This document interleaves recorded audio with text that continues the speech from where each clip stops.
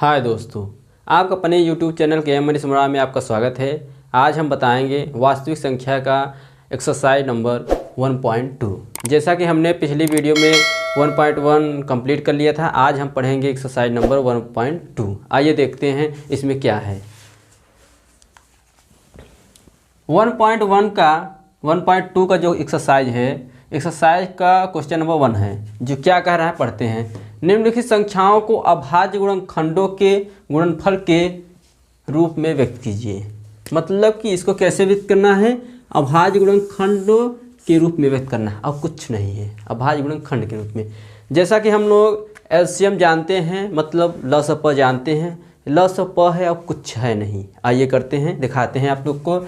आप लोग को करेंगे तो आप लोग को ऐसा लगेगा कि हम लोग जानते ही हैं, पहले से जानते थे। आइए करते हैं। पहला सवाल लेते हैं, जो है इसमें कितना सवाल है, इसमें 5 सवाल हैं। 5 सवाल करते हैं। आइए 140 लेते हैं। 140 का एलसीएम ज्ञात करते हैं।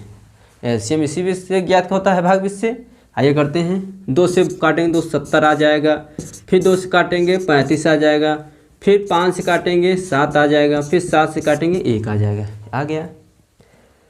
अब इसको अभाज्य गुणनखंड के रूप में व्यक्त करना है। तो अभाज्य गुणनखंड के रूप में व्यक्त करेंगे तो 140 लिख देंगे।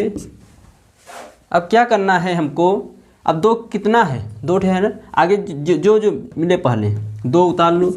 अब 2 कितना है, 1 और 2 है ना, उस पर उतना पावर लगा दो, मतलब घात उतना लगा दो। 2 हो गया, गुणते 5 एक ही है, इसको एक ही रहने दो। उसके बाद 7 है, 7 लगा देते हैं, बस हो गया, हमारा अभाज्य गुणनखंड हो गया। अब कुछ था नहीं। आइए दूसरा सवाल करते हैं। दूसरा सवाल हमारा है 156 का। 156 करते हैं।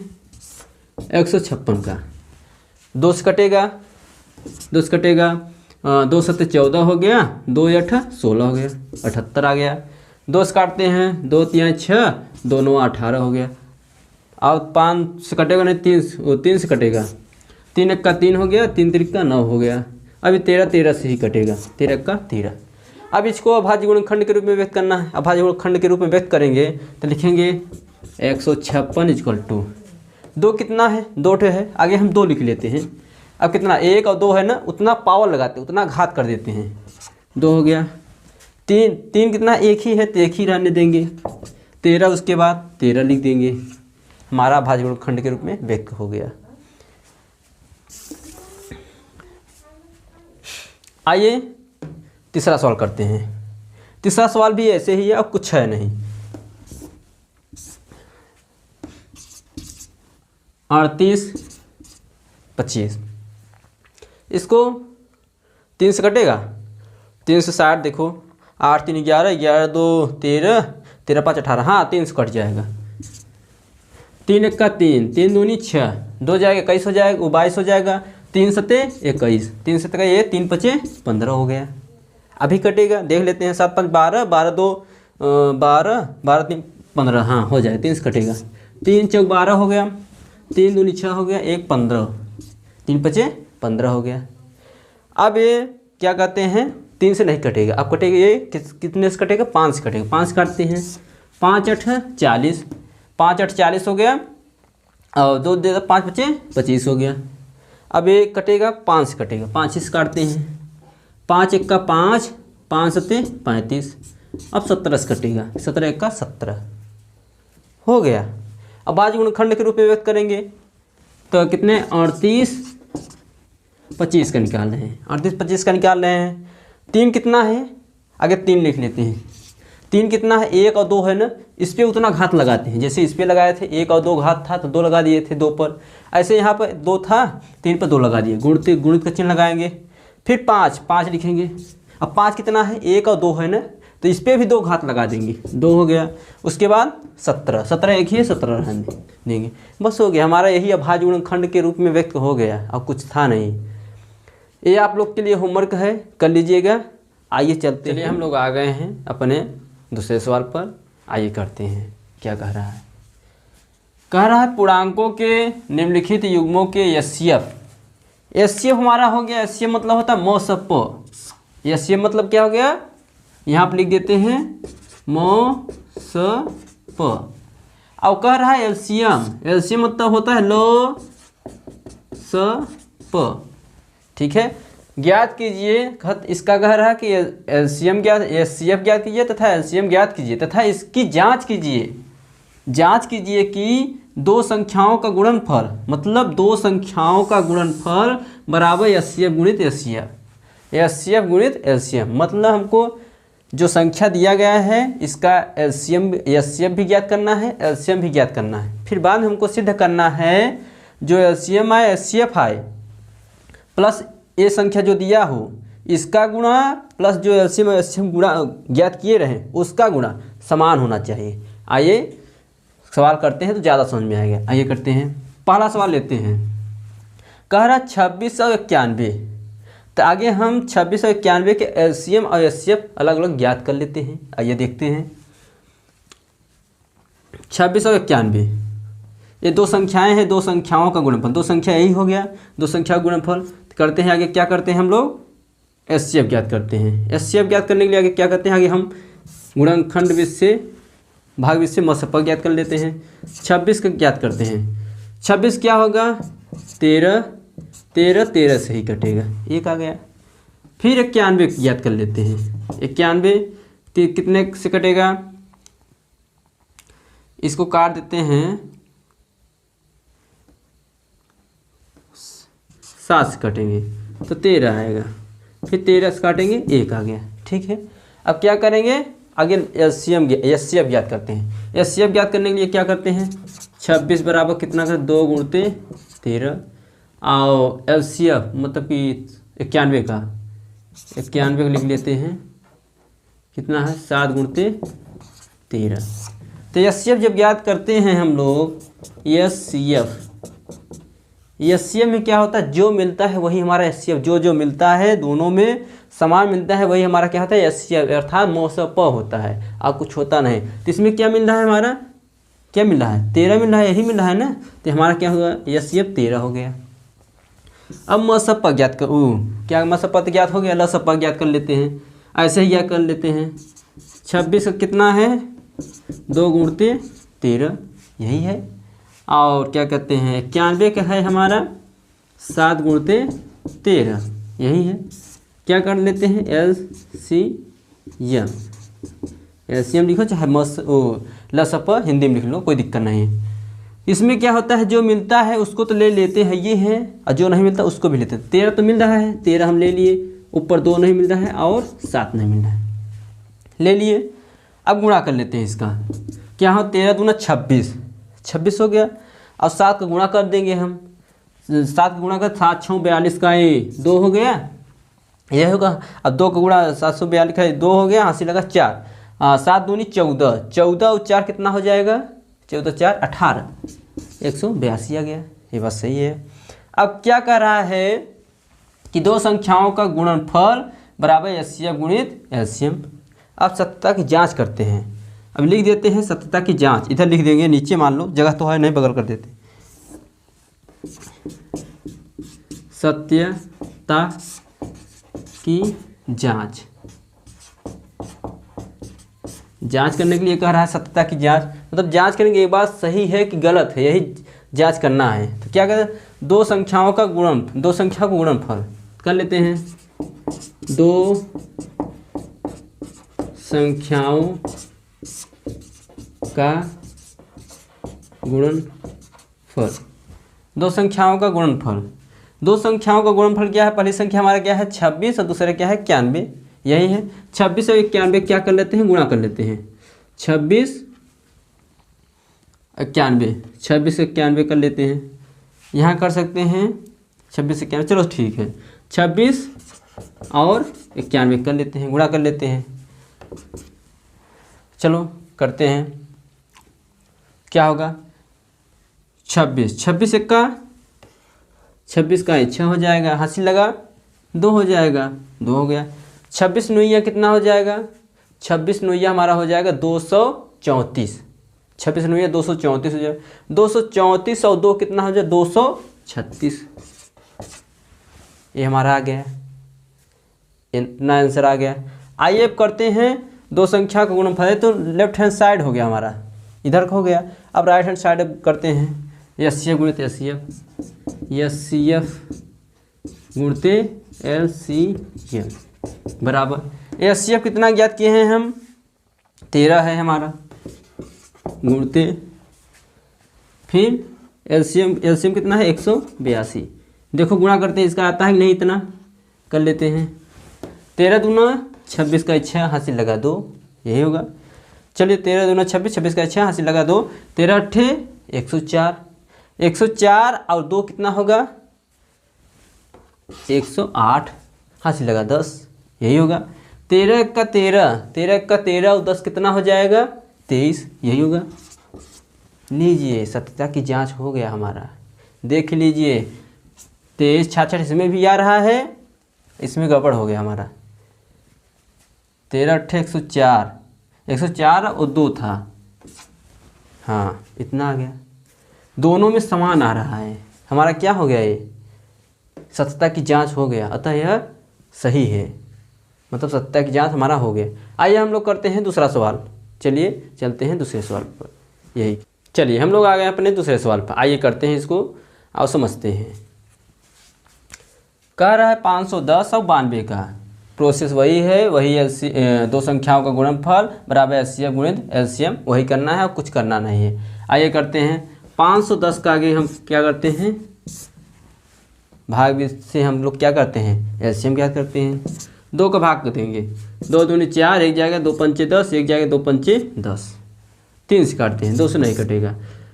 3 8 24 हो गया, एक आ जाए 3 5 15 हो गया, फिर कितने से कटेगा 5 से कटेगा, 5 1 का 5, 5 7 35, अब 17 से कटेगा, 17 1 का 17 कट गया।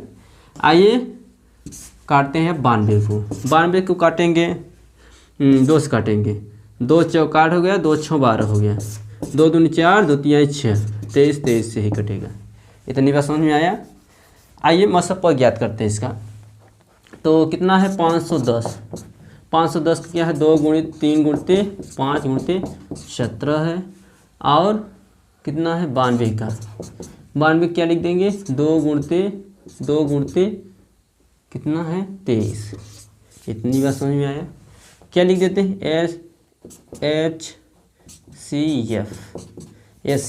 एचसीएफ हम लोग जानते हैं कि जो जो मिलता है बस वही हमारा लिया जाता है, और कॉमन कुछ नहीं लिया जाता है। देख रहे हैं हम 2 2 मिल रहा है, 2 ही ले लेंगे, और कुछ मिल रहा है नहीं मिल रहा है। आइए अब इसका लसअप ज्ञात करते हैं, मतलब एलसीएम ज्ञात कर लेते हैं। कितने हैं 510 का क्या है 2 गुणते 3 गुणते 5 गुणते 17 है, ठीक है। अब 92 के लिए लेते हैं, 92 का भी ऐसा है 2 गुणते 23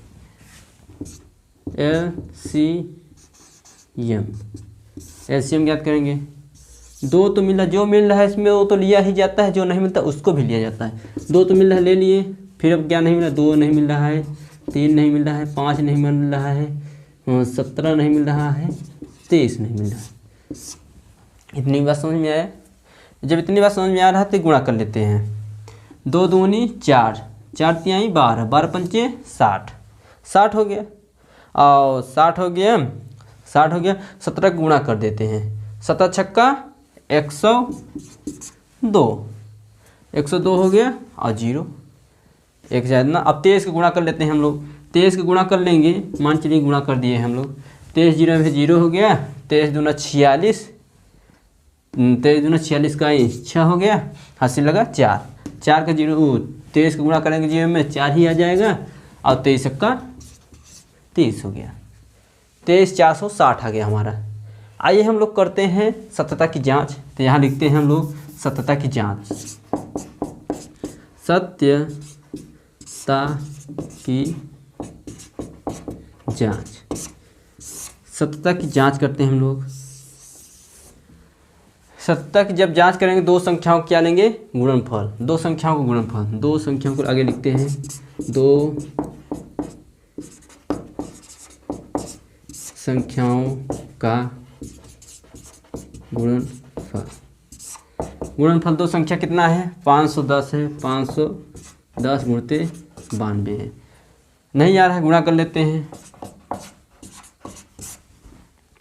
ऐसे ही गुणा कर लेते हैं। 0 हो गया, 2 हो गया, 5 दूनी 10 हो गया, 9 0 0 हो गया, 9 1 का 9 हो गया, 9 5 45 हो गया। कर लेते हैं। 9 0 हमें 0 हो गया, 9 0 0, 2 आ जाएगा, 9 आ जाएगा, 5 1 6 हो गया। मतलब कितना आ रहा है? 46,000 कितना आ रहा है हमारा? 46,920 आ रहा है।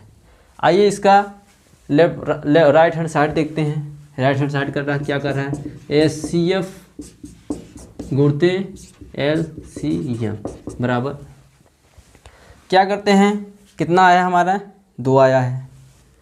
HCF हमारा 2 आया है और LCM कितना आया है?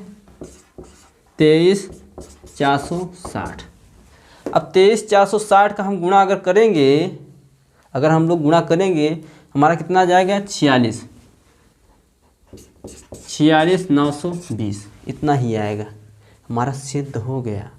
यही प्रूव करने के लिए कर रहा था। प्रूव करने के लिए हम लोग सत्यता की जांच कर दिए। देखिए 46,920 इसमें भी आ रहा है, 46,920 इसमें आ रहा है। ये आप लोग के लिए होमवर्क है, आप लोग कर लीजिएगा। आइए चलते हैं तीसरे सवाल पर। क्वेश्चन जो है एक्सरसाइज 1.2 का क्वेश्चन नंबर तीसरा करते हैं। चलिए हम लोग आ गए हैं अपने तीसरे क्वेश्चन पर। तीसरा क्वेश्चन तो पहले क्वेश्चन जैसा है, अब कुछ है नहीं। आइए करते हैं क्या कैसे होता है। कह रहा है अभाज्य गुणनखंड विधि द्वारा, किससे? अभाज्य गुणनखंड विधि द्वारा निम्नलिखित पूर्णांकों के HCF और LCM ज्ञात करना है। किससे? अभाज्य गुणनखंड विधि द्वारा। जैसे कि हमने पहले क्वेश्चन में अभाज्य गुणनखंड विधि से हमने अभाज्य गुणनखंड के रूप में व्यक्त किया था, बस वही ही व्यक्त करके हमको क्या करना है? HCF और LCM ज्ञात करना है। आइए करते हैं, पहला क्वेश्चन लेते हैं हम लोग। आगे सर्वप्रथम इसका हम क्या करेंगे? LCM ज्ञात करेंगे। 12 का अलग ज्ञात करेंगे, 15 का अलग, 21 का अलग ज्ञात करते हैं। कैसे? 2 से काटते हैं इसको, 6 आएगा, 2 से काटेंगे 3 आएगा, 3 से काटेंगे 1 आएगा। इसको भी काटते हैं, 3 से 5 आएगा, 5 से काटेंगे 1 आएगा। इसको काटेंगे 3 से 7 आएगा, 7 से काटेंगे 1 आएगा। आइए ज्ञात करते हैं क्या? MSP HCF ज्ञात करते हैं।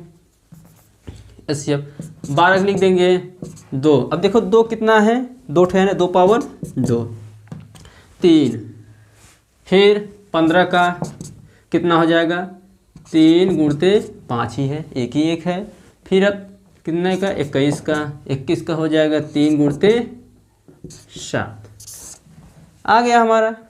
जब हमारा आ गया, क्या ज्ञात करेंगे? HCF अर्थात MSP।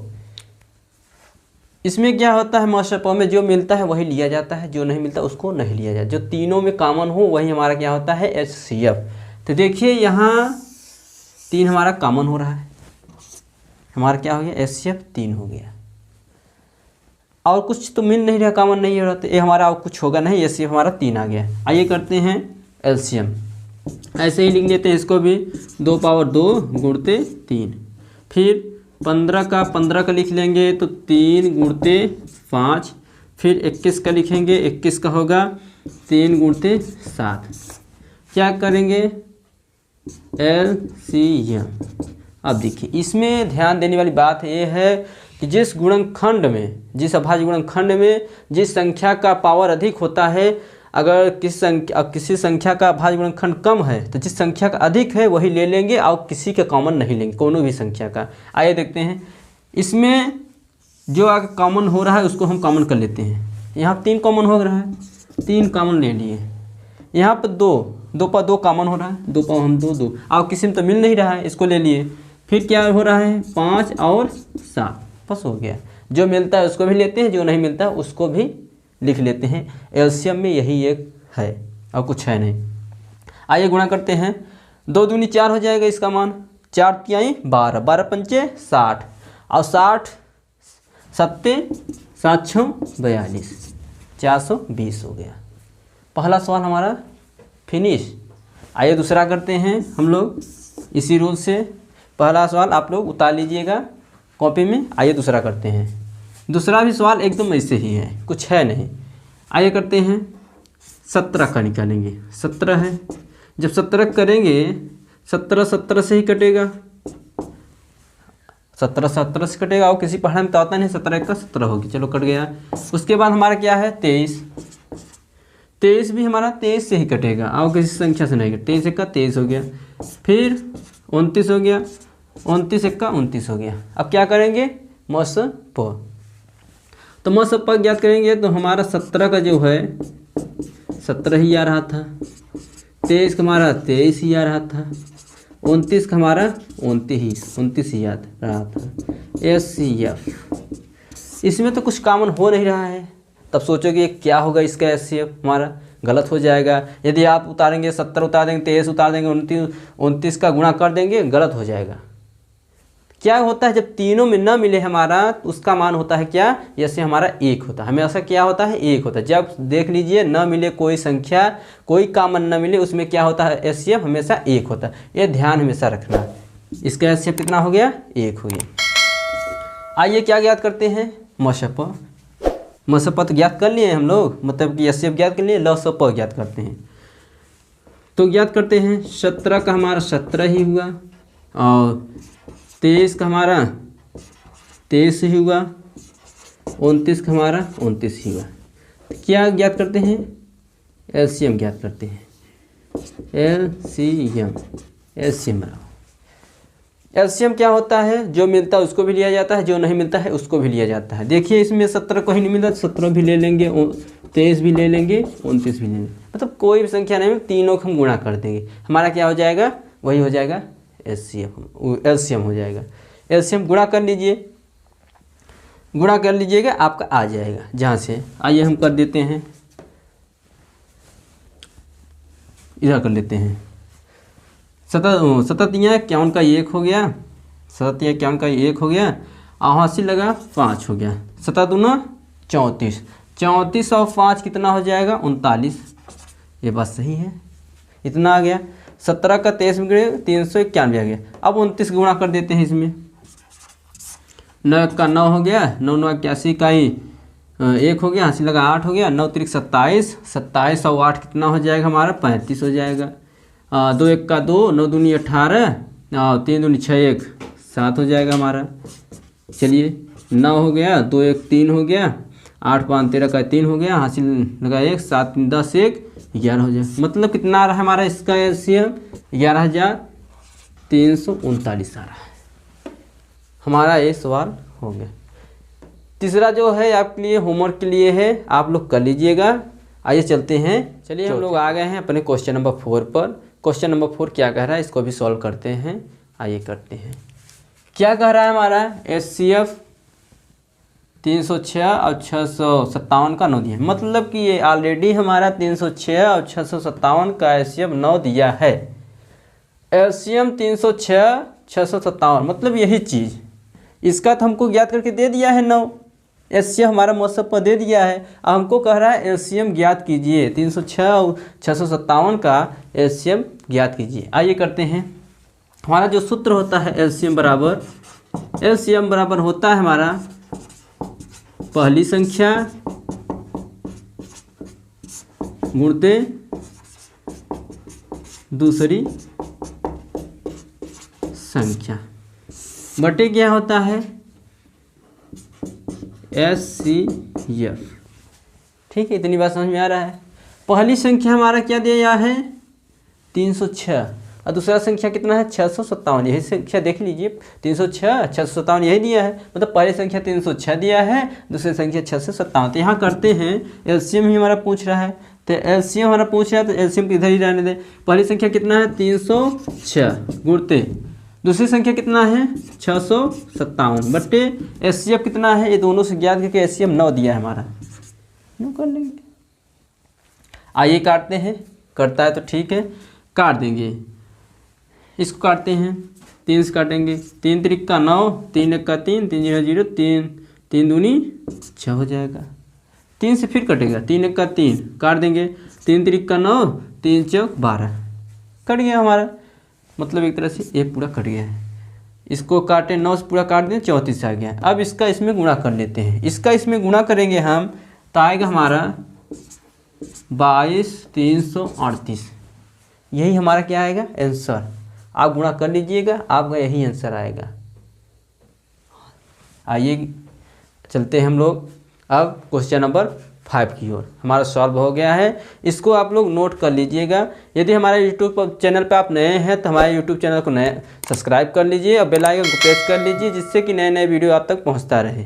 आइए चलते हैं क्वेश्चन नंबर 5 पर। तो हम लोग आ गए हैं अपने क्वेश्चन नंबर 5 पर। क्वेश्चन नंबर 5 भी करते हैं, same to same question number 5 भी है। आइए इसको भी सॉल्व करते हैं, कैसे होता है, क्या कह रहा है, इसको भी सॉल्व करें।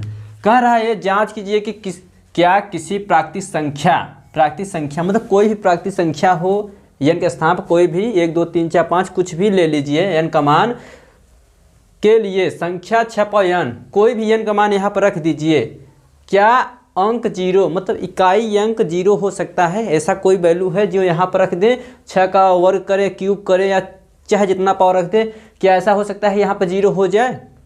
ऐसा संभव है?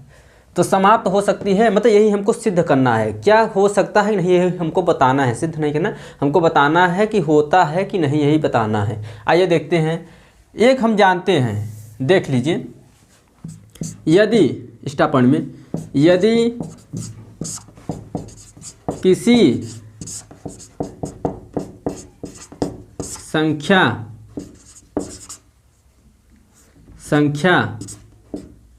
का गुणनखंड अगर किसी संख्या का गुणनखंड करने पर उसमें 2 व 5 स्थित है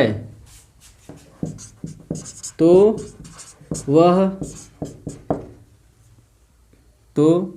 लिख देंगे उस संख्या, तो उस संख्या का इकाई अंक 0 अर्थात 0 जरूर होगा। ये जानते रहिए, इसको सॉल्व इसमें नहीं लिखना है, अलग से इसको जानते रहिए आप। तो देखते हैं हम इसका गुणनखंड करते हैं। हमारा सवाल जो है सॉल्व करते हैं, क्या है 6 पर n, इसका गुणनखंड करते हैं 6 का गुणनखंड के 2 गुणते 3 होगा कि नहीं, पावर n। क्या इसमें 2 तो मिल गया, 5 है, 5 तो है नहीं, तो अतः यह साफ साफ दिखाई दे रहा है कि यह इसका इकाई अंक कभी संभव नहीं है। तो लिख देंगे कि किसी प्राकृतिक संख्या n के लिए 6 पर n अंक 0 पर समाप्त नहीं होगा। ये यहाँ से यहाँ तक आप उतार लीजिएगा, बस यही करना है, बाबू कुछ नहीं करना है। मतलब एक तरह से कुछ भी यहाँ पे आ जाए, अगर गुणनखंड हमारा उसमें गुणनखंड में 2 और 5 अगर मिल रहा है गुणनखंड में, वो संख्या उसका वर्ग करें चाहे क्यूब करें चाहे ज्या करें, हम कुछ भी करें, कितना भी पावर रख दे, उसके स्थान पर अंक 0 जरूर आएगा। पर अगर इसमें अगर गुणनखंड में 2 और 5 अगर नहीं मिल रहा है, कुछ भी हो, अगर 2 और 5 नहीं मिल रहा है तो वो संख्या क्या कहते हैं, 0 पर समाप्त नहीं होगा। चलिए हम लोग चलते हैं क्वेश्चन नंबर 6 की ओर चलते हैं, करते हैं क्वेश्चन नंबर 6 पर। क्वेश्चन नंबर था 6 है, इसको सॉल्व करते हैं, कैसे होता है इसको भी सॉल्व करते हैं। आइए क्या कह रहा है, व्याख्या कीजिए कि, क्या कह रहा है, व्याख्या कीजिए कि 7 × 11 × 13 प्लस 13 और 7 × 6 × 5 × 4 × 3 × 2 × 1 प्लस 5 भाज्य संख्याएँ क्यों हैं। अब यहाँ पर दिया है कि ये संख्याएं अगर दिया है तो इसको बताइए कि भाज्य संख्याएं हैं तो हैं, क्यों हैं, इसको हमको प्रूव करना है। तो आइए समझते हैं भाज्य संख्या क्या है। तो यहाँ सीख लेते हैं, एक भाषा हम जान लेते हैं, भाज्य संख्या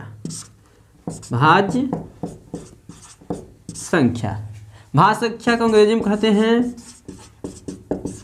कंपोजिट नंबर। Composite number.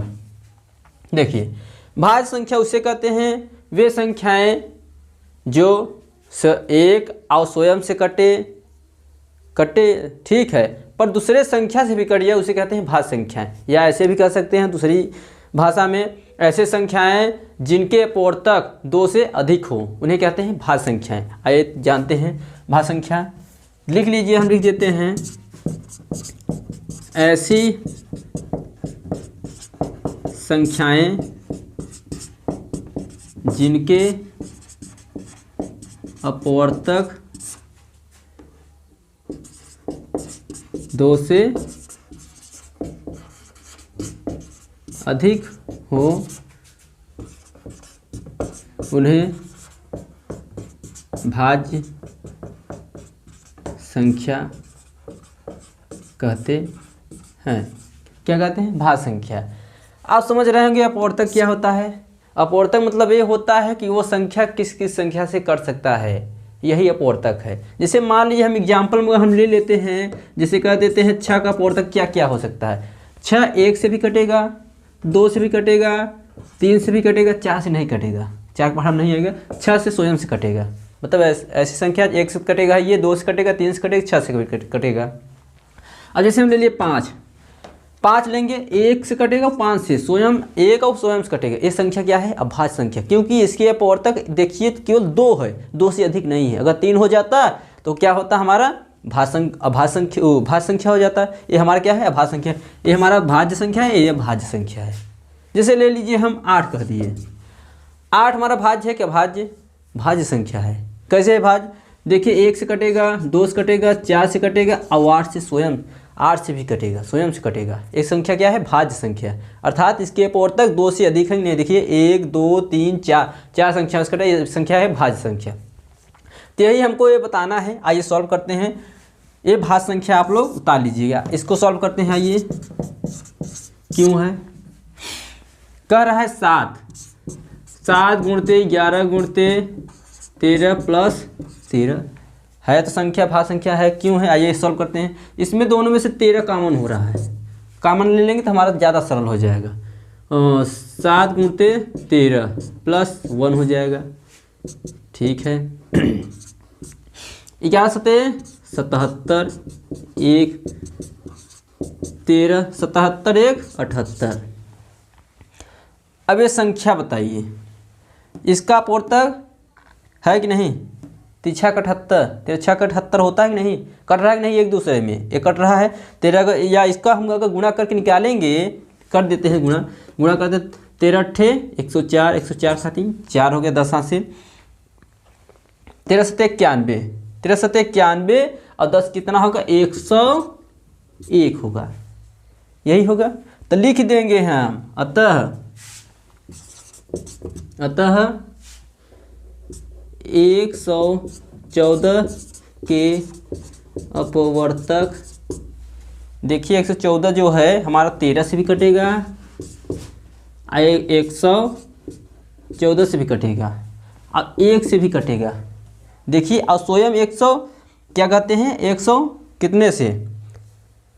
और 78 से भी कटेगा। कितने से? 78 से भी कटेगा। देख लिए 1 2 3 हो गया कि नहीं? अतः ये क्या है? लिख दिए हैं अतः 109 के अपवर्तक 13 1014 और 78 हैं। यह एक भाज्य संख्या है। ज्ञात हो गया। मतलब जिसके अपवर्तक 2 से अधिक हो उसे भाज्य संख्या कहते हैं। मतलब वो संख्या स्वयं से कटे है, ये 1 से भी कटे और भी किसी संख्या से भी कट जाए उसे कहते हैं भाज्य संख्या। आइए दूसरा भी ऐसे ही कर लेते हैं। पहला ये उतार लीजिएगा आप लोग, ठीक। दूसरा भी देखते हैं। दूसरा करते हैं। कह रहा है 7 6 5 4 3 2 1 और प्लस 5 है। यही दूसरा सवाल है, यही कर रहा है इसका सवाल का। इसमें से क्या कॉमन है? 5 कॉमन है, 5 कॉमन ले लेते हैं, ज़्यादा सरल पड़ेगा।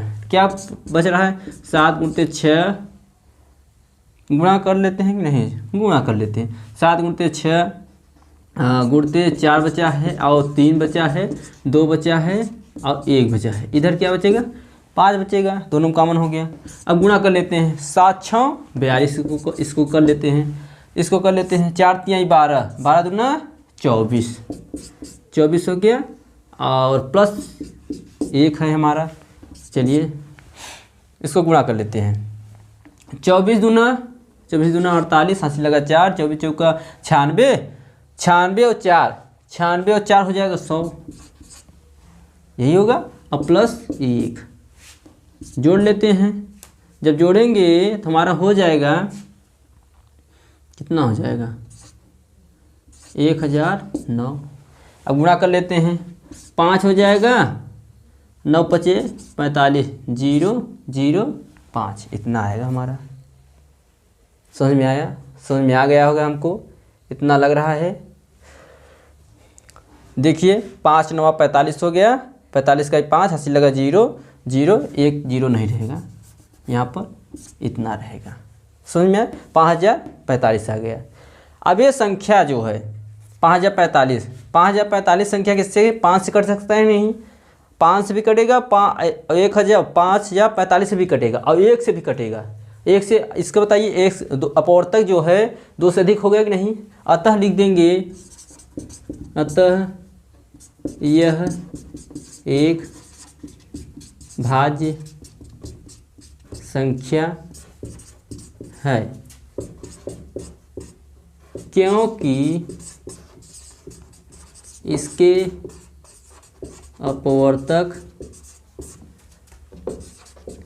2 से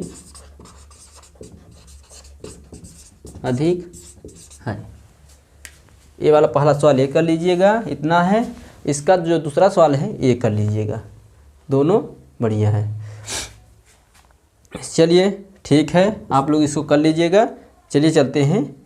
चलिए हम लोग आ गए हैं, क्वेश्चन नंबर 7 है, जो कि 1.2 का हमारा लास्ट सवाल है। आइए इसको भी सॉल्व करते हैं।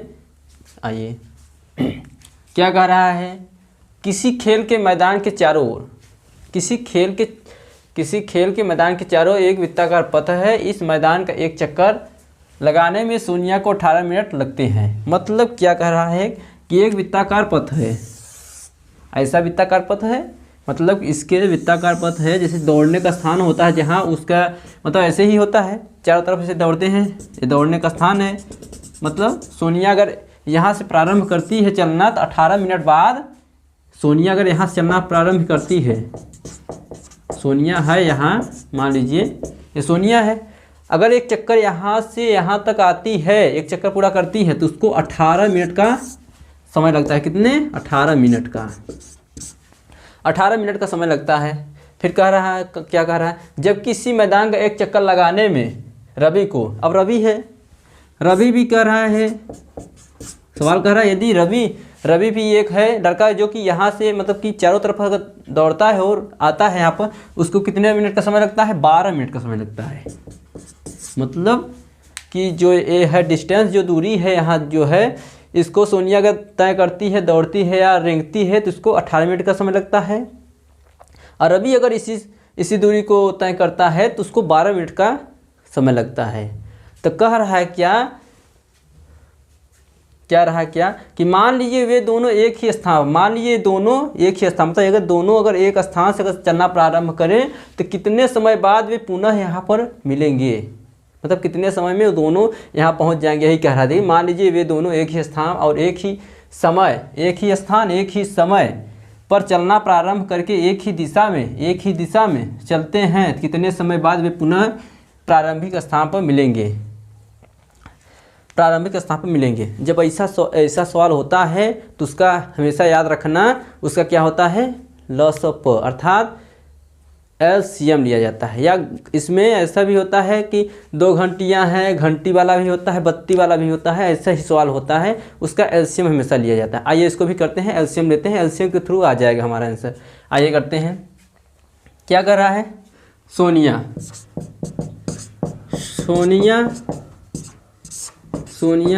को एक चक्कर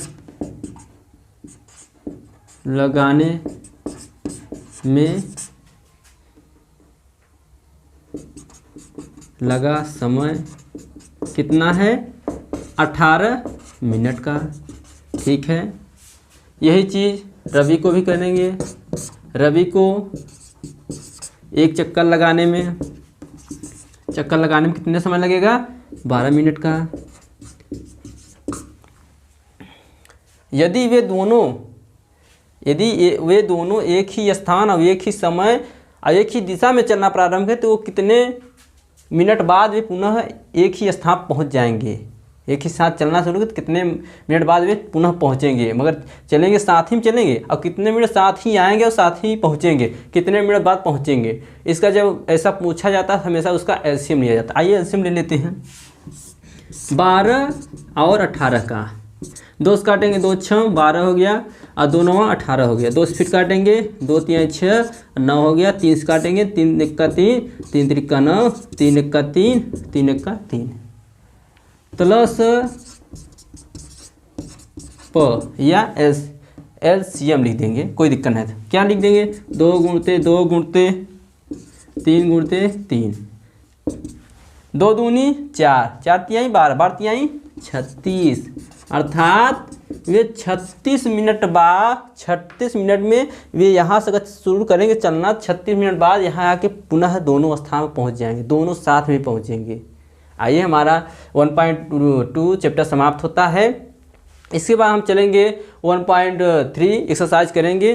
तब तक के लिए हमारे YouTube चैनल को सब्सक्राइब कर दीजिए, बेल आइकन प्रेस कर दीजिए जिससे कि नए नए वीडियो आप तक पहुँचता रहे।